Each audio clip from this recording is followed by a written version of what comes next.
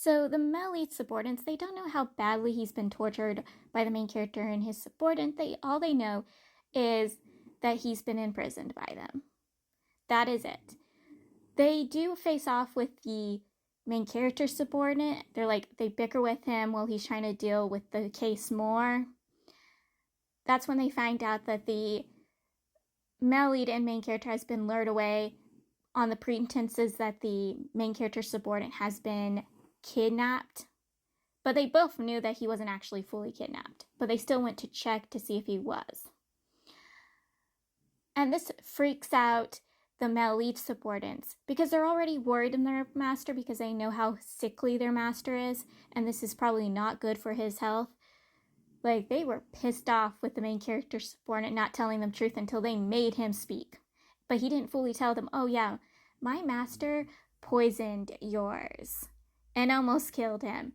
Like, they're furious. They finally find their master with the main character, and they got their master away from the main character, and they figure out their master has been poisoned, and they're more pissed off.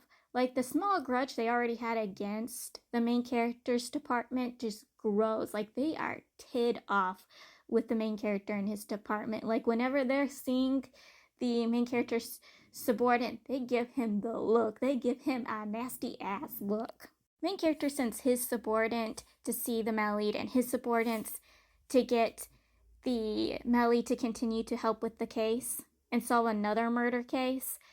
And the male lead's like, I only agree to help as long as I get half a credit for all this shit. The credit for getting the stone back, the credit solving the Ova's death. I want half the credit. I also want the person trying to get me killed's head. I want that motherfucking head. Which, let's not be surprised, the main character doesn't get the head yet. Like, they face off the guy who's trying to kill the male lead several times, and the main character never once gets his head. He just keeps going, oh, I promised to get his head for you, but I didn't mean now. I can get it later, sometime later. And I'm like, I'm getting so much the vibes of 1,000 Autumns. But, like I said, the male lead in this, he reminds me so much of the main character from Ballad of Sword and Wine. Like, the way he interacts with the main character, especially after, revealing his identity. He's just like, yeah, they could be twinsies, honestly. They would probably get along, or they would hate each other, but still.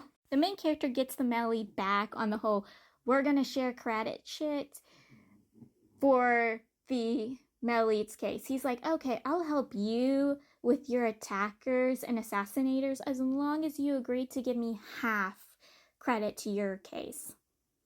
I have to hear it. You have to promise, or you will die. I will literally sit here and watch you die. And the male lead is like, fucking fine, you get half credit. Are you happy? And I'm like, really, honestly, this is literally a mixture of 1,000 Autumns and Ballad of Sword and Wine, and I fucking love both books, and I'm thriving for it. Their interactions so much. I fucking love their interactions. It's like if the main character of Ballad of Sword and Wine had to deal with the male lead from 1,000 Autumns. I know it's not truly, but kind of does. And I haven't said it, but I have appreciation and love for the male lead's female subordinate. We all know it.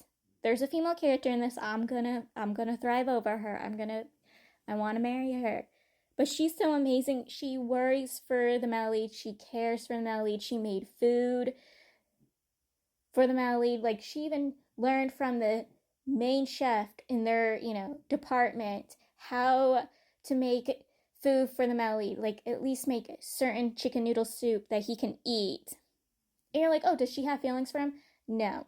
That's thing I didn't worry about. Like, yeah, she was fretting over him, but it kind of sounded like the fretting of a daughter or a sister. And yeah, she's fretting over her. She even admits in the book that she has feelings for him a daughter or a sister would have for a father figure or a brother figure. Like, she worries for him because he was her savior back when she was younger, and she cares for him and doesn't want to lose her father/brother figure. especially after he almost died on her a year ago. He got really badly sick and almost died. And so she's fretting because she doesn't want to lose him because his health just keeps getting worse and worse. And she knows he could die on her, and it freaks her out. And I so much love her. Also, she's absolutely fucking gorgeous. Like, honestly, when I first saw her picture back earlier in the book, I thought she and the male lead was blood related because honestly, she's kind of looks like just the male lead's female version. Like, let me find it. It'll take me a bit. It's somewhere at the get-go. But yeah. Oh, I passed it. Right here. Doesn't she? She kind of looks like him. I could be wrong and blind, but she kind of looks like a younger version or female version of our male lead. But she's so beautiful. Also, his male subordinate is also absolutely gorgeous.